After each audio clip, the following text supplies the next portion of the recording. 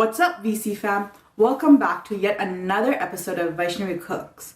Now, I know I've been away for a while, but I promise I'm here to stay. On this episode of Vhyshnavi Cooks, we have a nice tiramisu cake that is rich in flavor and decadent in taste. Now, before we start with the batter, we're going to preheat our oven to 325. You're going to make a nice flavorful pound cake. To start off this pound cake, you're going to want to add your butter and sugar to a standing mixer, or you can have a bowl with a whisk or a hand mixer. And you're going to get that started whipping with a whisk attachment. Now, you may not have a whisk attachment in your house, so you might want to put some elbow grease, or you can use a hand mixer instead. I'm just using my KitchenAid.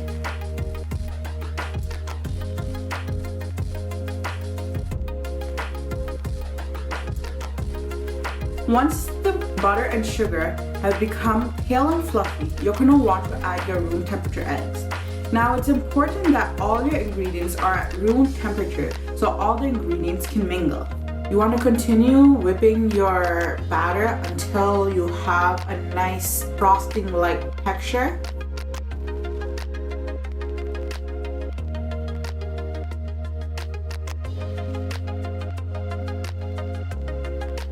Now, once you've incorporated your eggs, you're going to want to stop your machine or your hand mix, and you want to fold your ingredients so that it's fully incorporated and nothing gets stuck to the bottom. Now that you've incorporated your butter, sugar, and eggs, you're going to want to change your settings to low. Now, on my KitchenAid, that's about a 1 to 2 settings. It can also be the same for a hand mixer, and if you're whisking, you want to whisk slowly. During this time, you're going to slowly add your flour mixture that has baking powder and salt.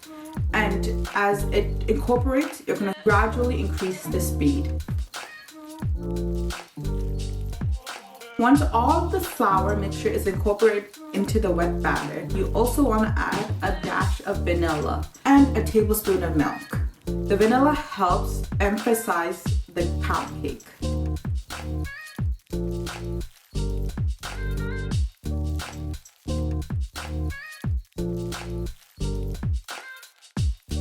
Once you've fully incorporated your flour, you're going to want to take a spatula and fold the remaining of the batter.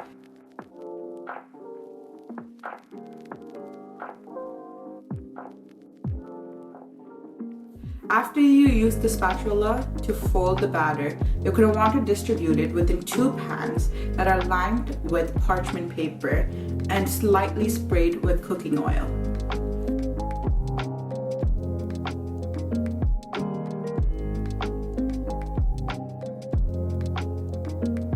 After you spread it out, you're going to want to tap the pan a few times to ensure you have no air bubbles.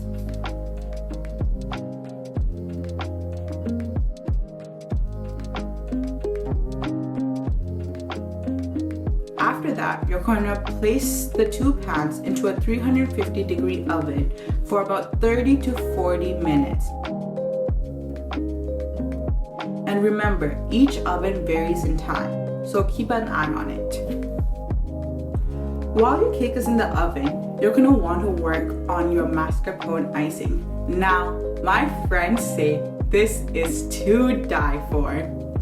To start off, you're going to use a 35% whipping cream and put it in your stand mixer. Let it whip until it forms stiff peaks.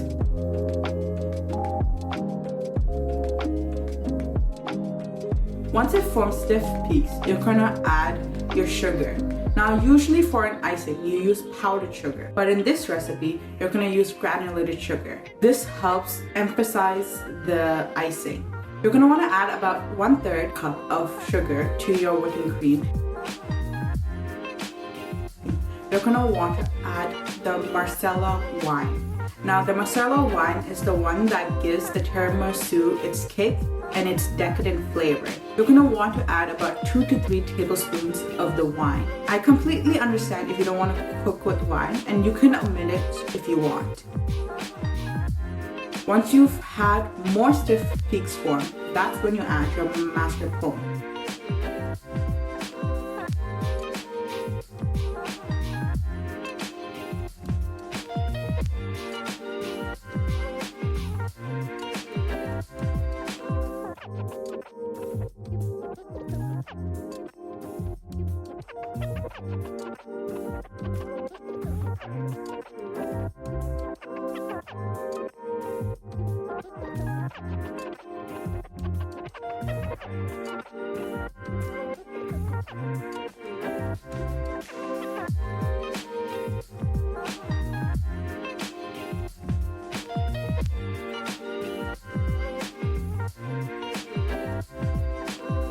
once you've completed the icing, you can move on to the next step. Now that we have both our components done, the cake and the icing, we're gonna bind the two together. And this is called the assembly. So during this assembly, you're gonna want to take your cake out of the oven. After it's cooled, you're gonna create indents. Now these indents help ensure that the coffee component of the tiramisu is seeping through the cake, allowing the flavor to enhance. When it comes to the coffee, you're going to want to brew it either overnight or 2 or 3 hours before you start assembling to ensure it's chilled and it has the maximum flavor. When making your coffee, you're going to want to use hot water and let it cool down. Once it's cooled down, you're going to want to add 2 to 3 tablespoons of that wine again. After you've made your coffee, you're going to want to take a spoon with coffee mixture and drizzle it over the cake, making sure you get every nooks and cranny and ensuring that the whole cake is soaked with the coffee. Once you've soaked, you're going to want to chill it overnight, allowing the coffee to sit and seep through the cake. When you do this, it prevents the cake deteriorating in your arms fresh from soaking. The next morning, you're going to want to take it out of the pan and spread a small layer of the mascarpone cheese onto the board.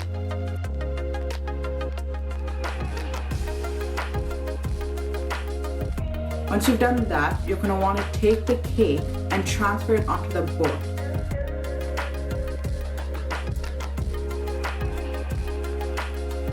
Once you've transferred it, you're going to want to douse it again in the coffee mixture for a second time to ensure that all the coffee is fully distributed within the cake.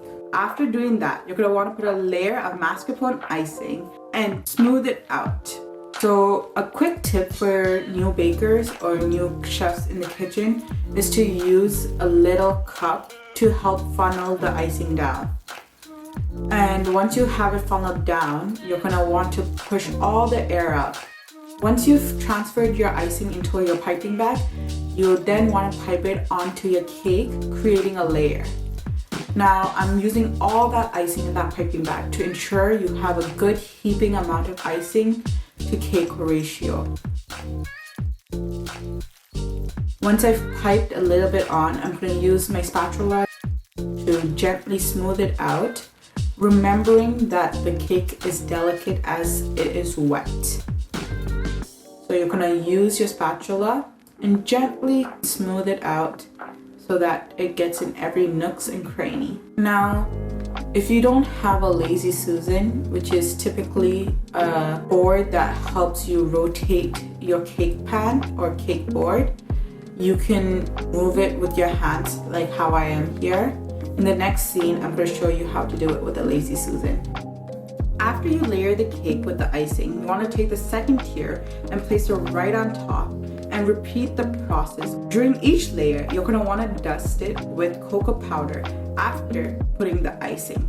The cocoa powder helps enhance the coffee flavor and makes it 10 times better to eat this delightful cake. Now that you have sandwiched your cake, you're going to want to use that same piping bag and pipe the whole cake this time.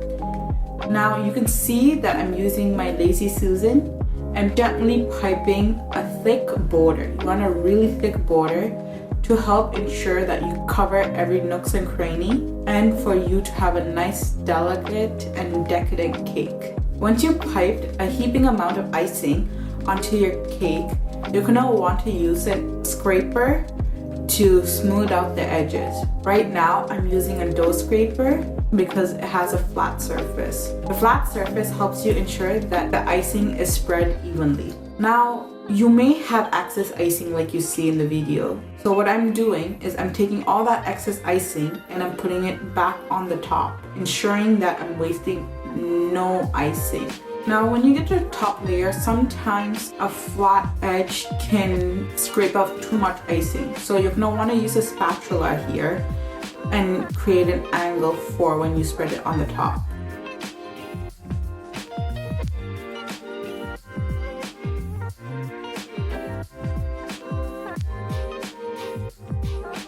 Now that your cake is layered with all the lovely, luscious icing, you're gonna want to dust it with cocoa powder. The cocoa powder helps enhance the flavor of tiramisu.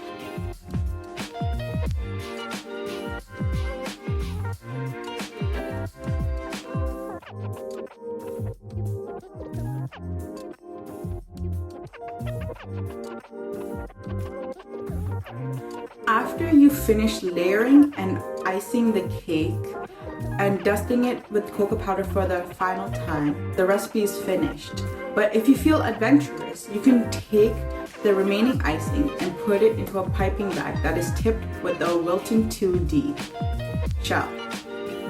Even as a new baker, I still find it difficult to pipe, so my mother taught me a small trick that will help any individual who's scared to pipe. And that is, first of all, you need to relax and let your hands take the motion. And second of all, you just want to keep these two words in mind: push and pull. So you're gonna squeeze and release, or push and pull until you have your desired shell. So you're gonna want to push and pull, push and pull, push and pull. And you're gonna want to continue this motion until you reach the end of the cake. Once you've completed your design, you are finished. We've made a beautiful, decadent, delightful tiramisu cake. Now, VC fam, I hope you enjoyed this recipe and stay tuned for the next episode. Alright VC fam, don't forget to like, share and subscribe, and don't forget to follow me on Instagram, and I'll put my handles down here.